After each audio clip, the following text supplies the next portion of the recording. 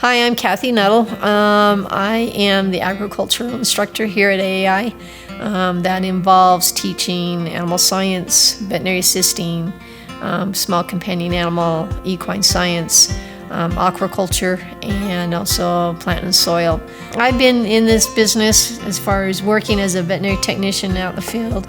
I also have been teaching for over 30 years. I've seen a lot of changes in the field and a lot of changes in education. The one thing that has been pretty consistent is there is a need for agriculture in any educational program.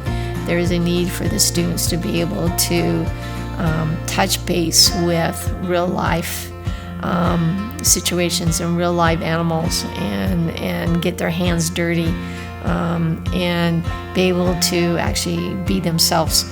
And these classes tend to offer that to students.